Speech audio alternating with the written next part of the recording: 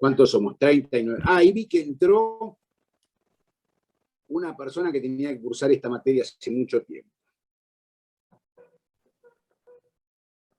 Que me va a matar a preguntas porque vive cerca de mi casa. Bueno.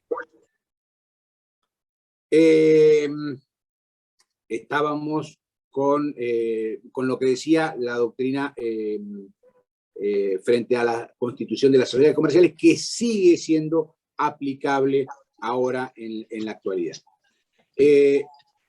Para esto, o sea, este tema de la naturaleza jurídica en las sociedades pluripersonales, yo entiendo que desborda el aspecto meramente académico y que en la actualidad tiene implicancias muy importantes desde el punto de vista práctico. Es un problema difícil respecto del cual la doctrina se encontraba profundamente dividida.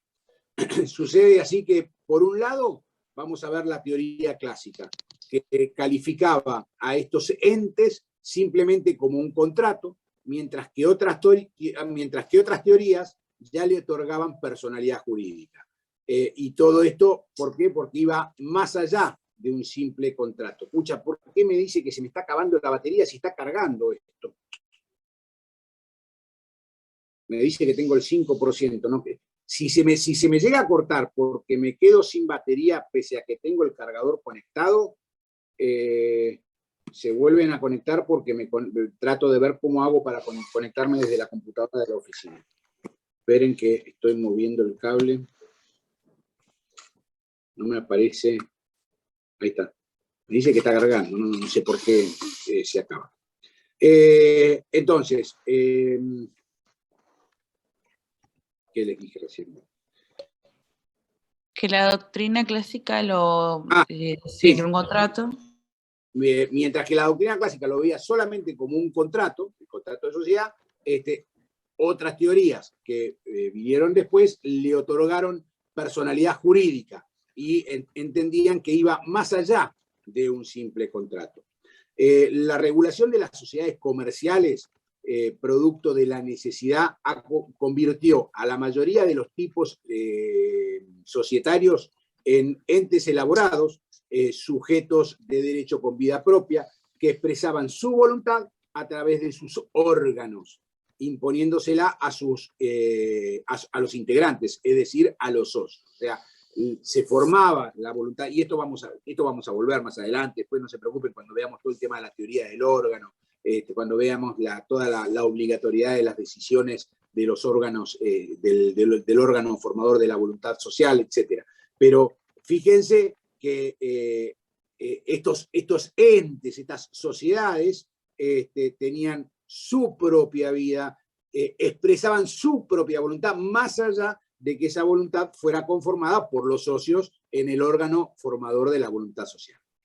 Así vamos a ver que estos entes, por su propia decisión, generada en lo que, como les adelanté recién, se denomina un órgano de gobierno, pueden transformarse, pueden prolongar su existencia, pueden disminuirla o abreviarla, pueden cambiar el objeto, pueden fusionarse con otros entes o escindirse. No se preocupen, o sea, ustedes ya saben, o sea, sé que no saben lo que es la fusión y la escisión, pero sí saben que en el término genérico qué es fusionarse y qué es escindirse. Saben eso. Fusionarse es unirse y escindirse es separarse. Bueno, esto está previsto dentro de la ley de sociedades y son institutos que ya lo vamos a ver más adelante.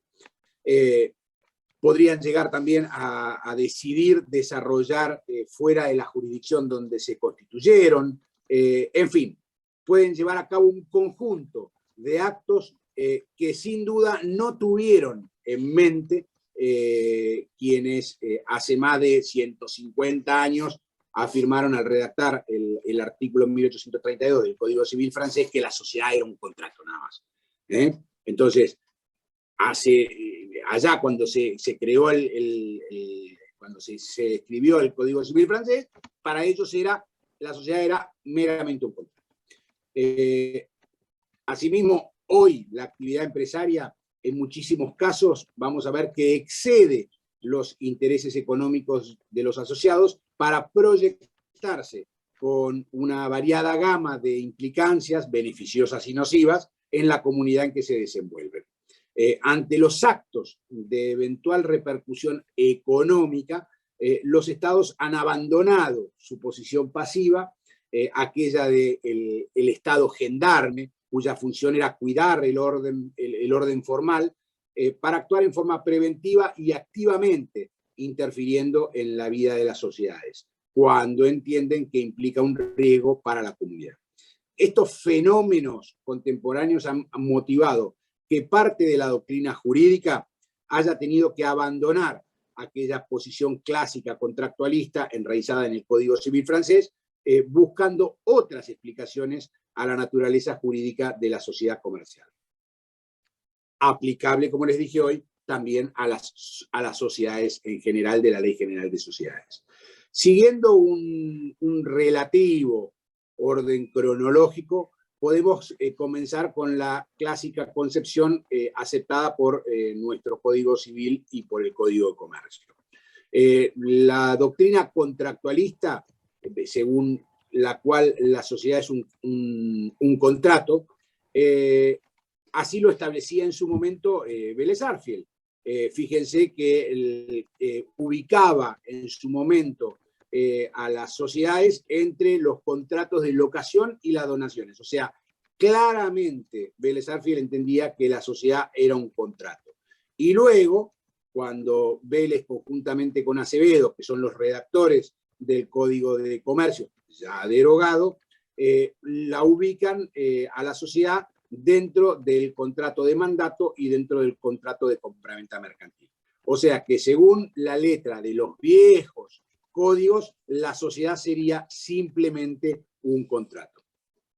Entre los civilistas clásicos estaba el maestro Salvat, que decía justamente que la sociedad constituía un contrato porque ella reposaba sobre el concurso de la voluntad de los socios. O sea, se argumentaba siempre a favor de que la sociedad era meramente un contrato.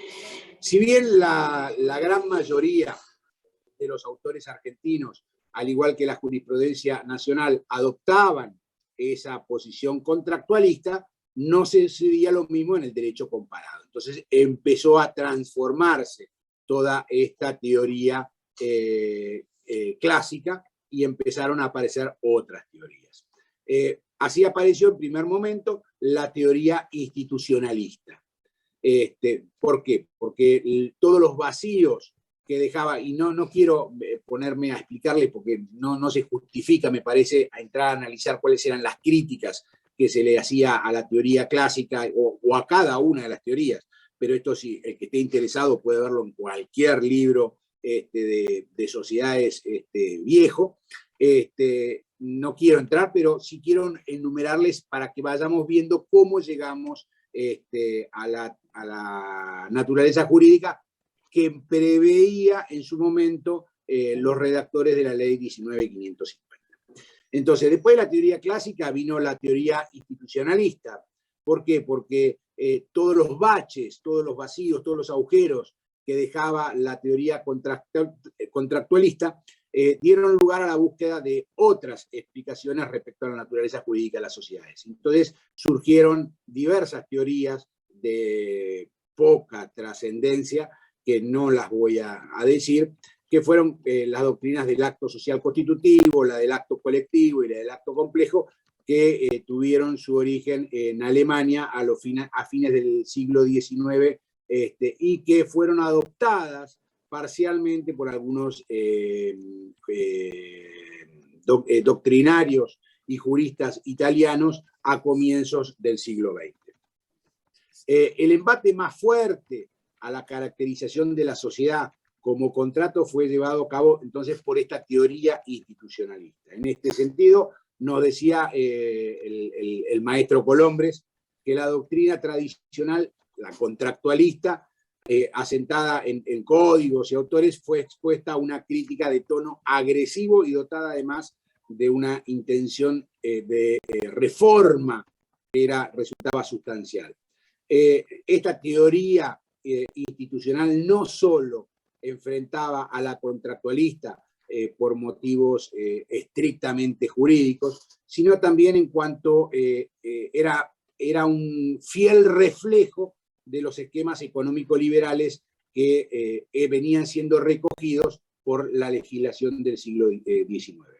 Para ello, la teoría institucionalista negaba la aplicabilidad absoluta del principio de autonomía de la voluntad en materia de sociedades comerciales y la libertad contractual consecuencia de la misma. ¿En beneficio de qué? De un superior interés. ¿De quién? De la comunidad. El término institución, chicos, se oponía al término de contrato. El acto institucional implicaba una subordinación de los intereses privados a la finalidad que se trata de realizar a través de un nuevo ente independiente y que se creaba en ese momento. Este nuevo ente va a regir por medio de sus órganos sus relaciones con los socios, sin que estos tuvieran ningún vínculo contractual entre sí, entre ellos. Actuaría por medio de tales órganos y, llegado el caso, como vimos, podría llegar a imponer su voluntad a los integrantes. Esta teoría nació también en el derecho francés y, bueno, no importa quiénes la expusieron, Renard y Gaillard y otros doctrinarios franceses.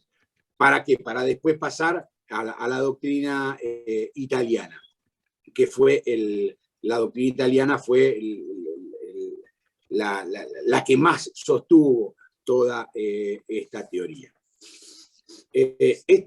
A través de esta posición jurídica de la teoría de la institución, se venía a crear un sujeto de derecho intermedio entre el individuo, o sea, la persona física, hoy persona humana, y el Estado. Los códigos del siglo XIX circunscribieron sus normas a la actividad del individuo, que regularon a través de contratos de derecho común.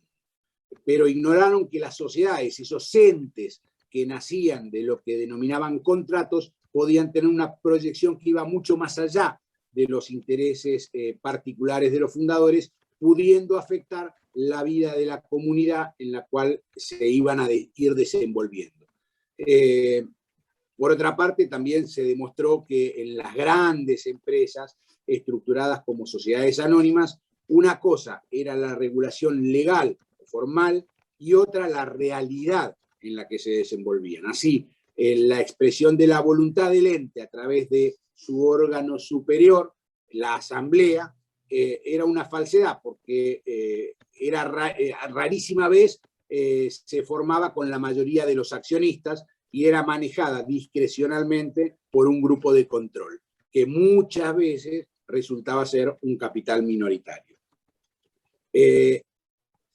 Después de esta teoría de la institución, básicamente aparece la teoría que es la receptada por la ley 19.550, en donde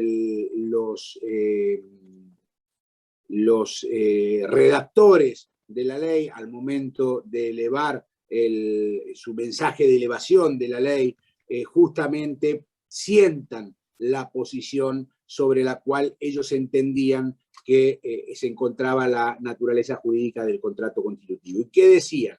Decían que era un contrato plurilateral de organización. Este concepto se sigue aplicando hoy en día como la naturaleza jurídica del contrato constitutivo cuando hay dos o más personas que constituyen esa sociedad. O sea, vemos, siguen considerando que es un contrato, pero es un contrato distinto de los contratos de cambio. O sea, un importante sector de la doctrina que rechazaba justamente la teoría de la institución, empezaron a decir que se trataba de un contrato sui generis, que fue aceptado relativamente.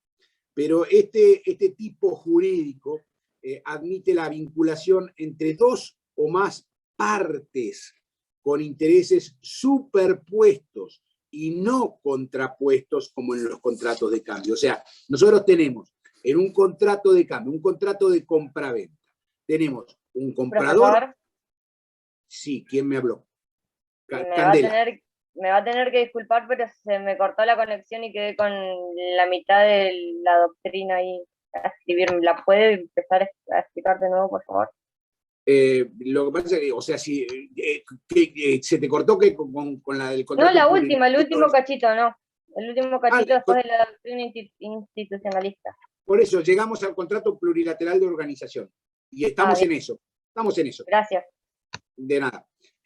O sea, en el contrato de compraventa, contrato de cambio, tenemos un comprador y un vendedor. Tenemos dos partes que tienen intereses contrapuestos. O sea, mientras que el comprador quiere adquirir un bien y está dispuesto a pagar una suma de dinero, el vendedor quiere desprenderse de determinado bien y quiere recibir la suma de dinero. O sea, los intereses que tienen uno y otro vemos que son distintos. Igual con el contrato de locación, igual que con el contrato de mandato, etc.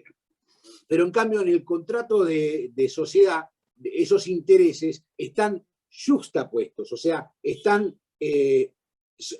todos tienen el mismo interés. ¿Cuál es? Constituir una sociedad.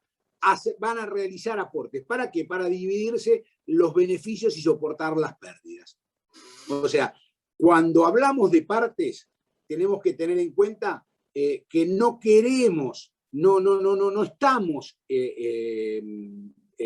indicando que se tratan de individuos, o sea, partes unipersonales, sino que son interesados, que pueden ser pluripersonales. Por ello, resultaría factible el condominio de acciones, de cuotas o de fracciones de partes de capital, según los tipos de sociedades que se traten. También tenemos la diferencia entre los contratos plurilaterales y los de cambio, en que en estos últimos existen solo dos partes singulares, formadas por más de un individuo cada una de ellas. Por ejemplo, el locador frente al locatario, el vendedor frente al comprador, etc. Contratos en los que fácilmente podemos advertir la contraposición de intereses. Diversamente, en el contrato plurilateral existe una causa, una finalidad que es común para todas las partes. ¿Y en qué consiste? En la obtención de ganancias y la contrapartida, la eventual contribución en las pérdidas. Causa que motiva la vinculación entre ellos, dado que el interés no es contrapuesto, sino que todos tienen el mismo interés. ¿Queda claro esto? Bien. Sí. Entonces, la sociedad nace como un contrato asociativo. Esa es la naturaleza. Lo que estamos viendo es cuál es la naturaleza del contrato constitutivo, cuando hay más de dos personas, dos o más personas. Entonces una sociedad es un contrato asociativo, está dentro de los contratos asociativos. Obviamente, pero lo dije al principio, o sea, la sociedad es de la familia de los contratos asociativos. ¿Ok? Bueno, con motivo de la celebración... Le hago una duda antes de avanzar. Sí. Cuando dice finalidad común o causa común, digamos por el artículo 1, ¿sería lo de destinar los bienes a la producción y a intercambio o eso no sería la finalidad común? Ley, ¿cuál es la finalidad común? Constituir una sociedad conforme a uno de los tipos previstos en la ley, donde se obliguen a realizar aportes para aplicarlos a la producción o intercambio de bienes o servicios, estableciendo que van a participar de los beneficios y soportar las pérdidas. Esa es la finalidad. Bien. Constituir una sociedad. ¿Qué es una sociedad? ¿Qué es una sociedad? Cuando dos o más personas en forma organizada, conforme uno de los tipos previstos en la ley, se obligan a realizar aportes para aplicarlos al intercambio de bienes o servicios, participando de los beneficios y soportando las pérdidas. Ok, Esa es la finalidad común. sí. Está bien. ¿Ok? Sí. Bueno, entonces, con motivo de esta vinculación contractual, las partes se obligan a realizar prestaciones a un nuevo sujeto y no en beneficio, al menos directamente, de sus cocontratantes. ¿Por qué? Porque estas prestaciones van a ir a conformar el capital y por ende también el patrimonio, aunque son distintas cosas, y esto ya lo vamos a ver más adelante, capital y patrimonio son distintas cosas, pero van a conformar el capital y el patrimonio de la sociedad. Y los consocios no van a ser titulares ni propietarios, ni van a tener derechos respecto de ese capital o de ese patrimonio. ¿Por qué, Romina? Porque ya no va a ser de ellos, va a ser de la sociedad. Exactamente, porque es de otra persona, de la cual ellos se diferencian jurídica y fácticamente. Ellos son consocios, pero no son los dueños. Este contrato tiene también por función instrumentar las obligaciones y derechos de los constituyentes y de quienes luego se pudieran llegar a incorporar a ese contrato, a diferencia de lo que pasa con los contratos de cambio, estableciéndose los medios y los mecanismos de que se valdrá aquel sujeto para la consecución de su fin, o sea, la sociedad. Esta doctrina es la que en la actualidad tiene casi general aceptación en el ámbito jurídico de nuestro país. Pero al respecto, es necesario hacer una distinción. Para ciertos autores, la sociedad comercial era un contrato plurilateral de organización y el ente es solo un medio técnico para lograr los fines lícitos fijados en el contrato. En cambio, para otros era necesario diferenciar el negocio constitutivo que se llevaba a cabo a través de dicho contrato y el sujeto de derecho que aparecía como consecuencia de aquel. Entonces, yo les decía, la 19.550 receptaba justamente la doctrina del contrato plurilateral de organización. Esta postura, esta posición, hace factibles desde un punto de vista jurídico diversos mecanismos y normas que contiene la ley.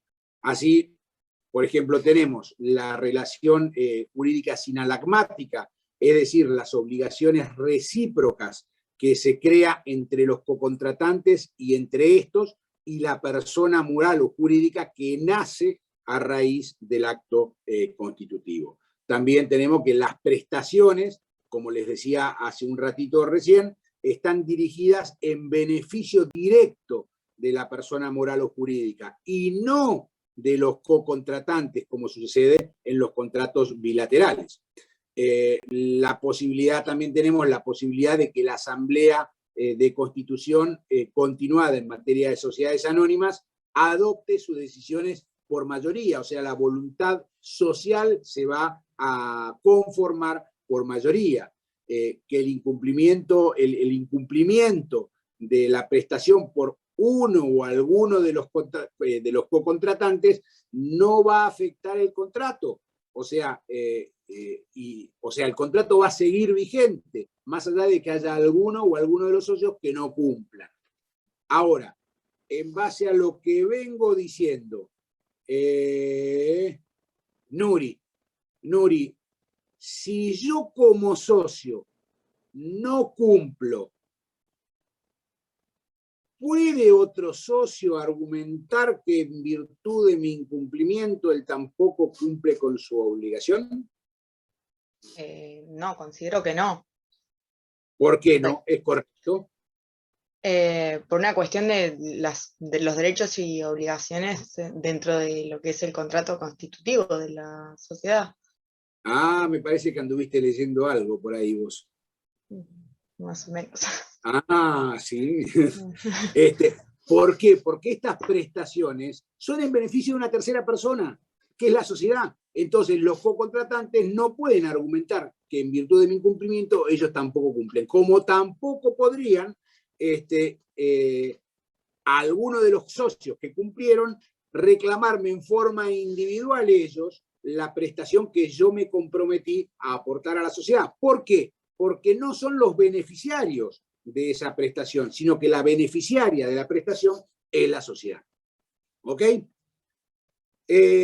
También tenemos, en virtud de todo esto, de que sea un contrato plurilateral de organización, la posibilidad de ceder entre las partes de interés, las cuotas o las acciones, el ingreso y egreso de nuevos socios sin que se produzca una novación del contrato. Entonces, la circunstancia de que, conforme a la ley, el acto constitutivo de la sociedad se encuadre dentro de los contratos plurilaterales de organización no impide que la consecuencia de ese contrato resulte ser la creación de un sujeto de derecho que sí podemos calificar como una institución, con el alcance que vimos cuando vimos la teoría de la institución. Y podríamos llegar a concluir que si estamos frente a una sociedad de 2 o más socios, podemos decir que se trata de un contrato. Que este contrato va a ser un contrato plurilateral de organización que se diferencia de los contratos de cambio y de los contratos asociativos. ¿Por qué? Porque recordemos, la sociedad es de la familia de los contratos asociativos, pero es más estricto todavía y es más restringido. Los contratos de cambio, ustedes ya vieron contratos, pero son aquellos que cuentan con prestaciones contrapuestas para cada una de las partes que lo celebran. Y cuando decimos partes, recordemos que no hacemos referencia a individuos, a personas, sino a interesados. ¿Cuáles son los intereses de cada uno de los integrantes de esas partes? Así, entonces, la prestación de una de las partes va a ser la contraprestación de la otra. En los contratos de cambio podemos decir que existen 2 partes, entonces con intereses.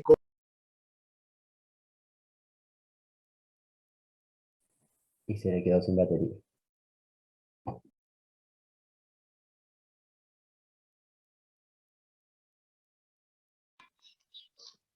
Consulta para todos los compañeros. Entonces, no me quedó, capaz que le quedó más claro a alguno de ustedes, la naturaleza jurídica. ¿Cómo quedó entonces? Es un contrato plurilateral de organización. Esa es la naturaleza jurídica. No hablábamos de la naturaleza jurídica de la sociedad, sino que hablábamos de la naturaleza jurídica del acto constitutivo propiamente dicho.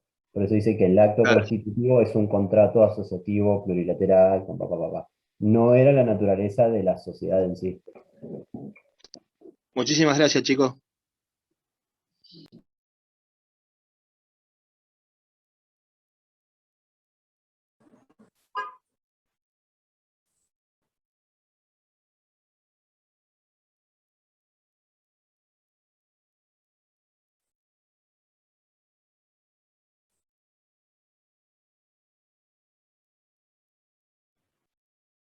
Ahí está el profesor, pero no se escucha el audio. No, pará, porque me estoy conectando del teléfono porque la tablet se me murió. Ahora están sí. Todos y veo que hay 50 participantes. Me voy a gastar todos los datos. Esperen que quiero ver qué pasa con la tablet. ¿Por qué no carga? Porquería esto. Bueno, no sé dónde se me cortó.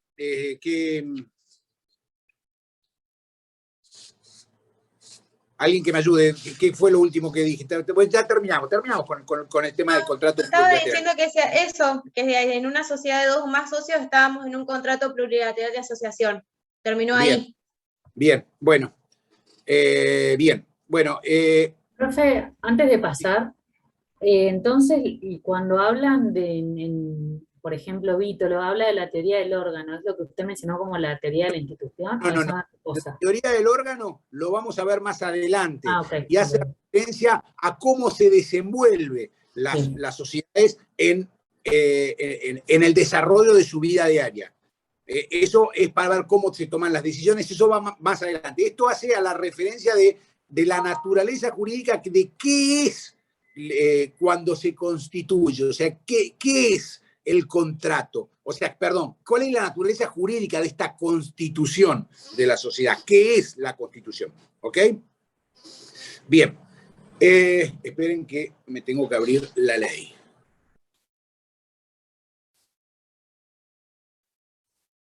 Acá está la ley. Bien.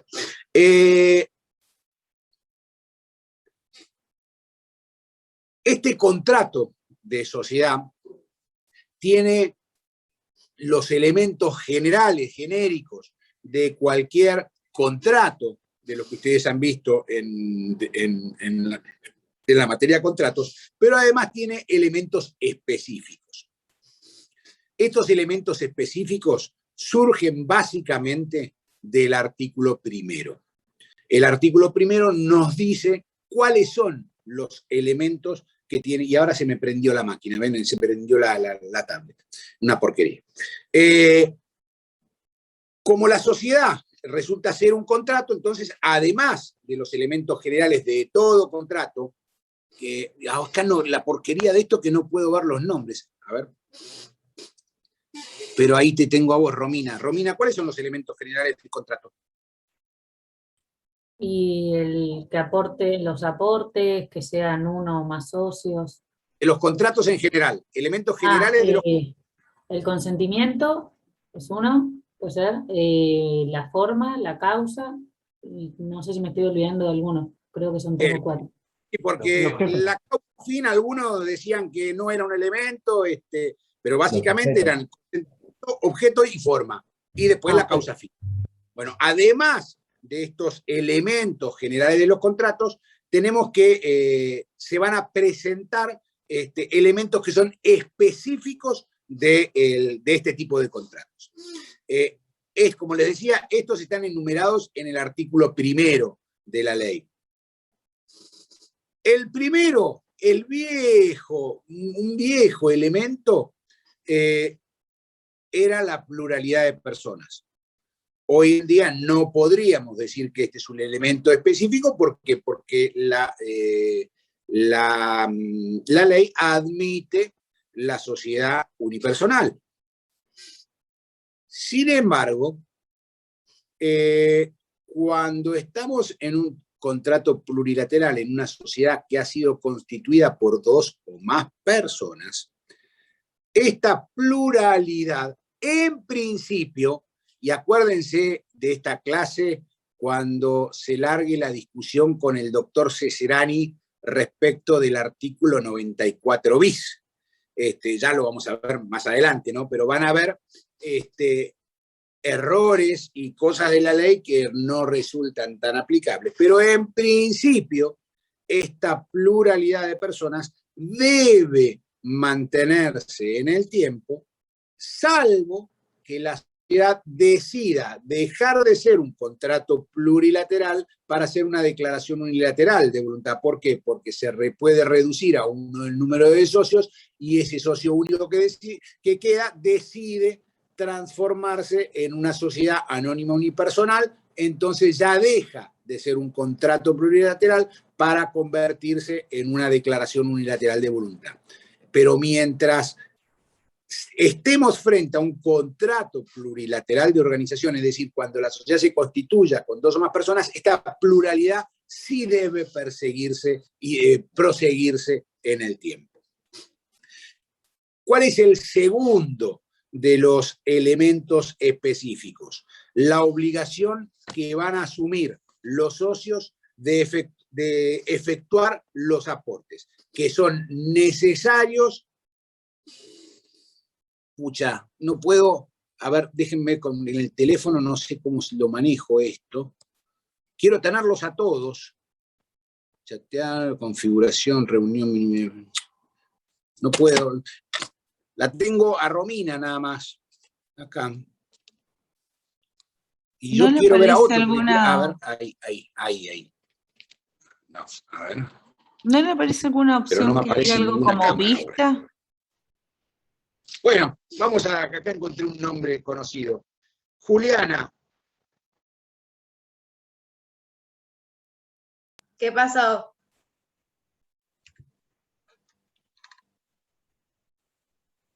Ay, menos mal que se le tildó. Sí, se le corta, parece. ¿Está en la reunión todavía? Sí, pasa que dijo Sí. estaba con Quedó datos. trabado Está con ahí. datos. Ah, capaz que se le terminaron y quedó ahí. Me quedó ahí nomás. No, ahí salió. Ahí se fue, ahí salió.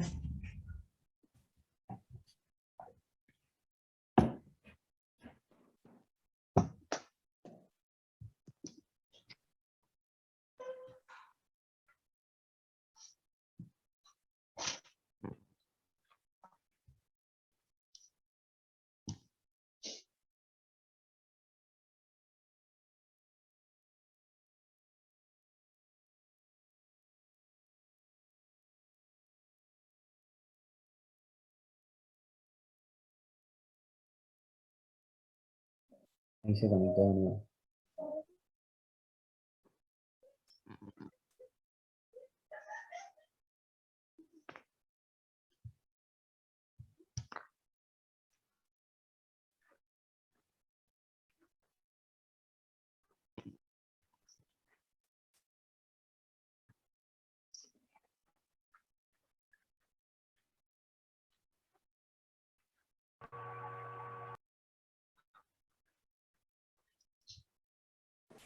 Ahí está. Fin.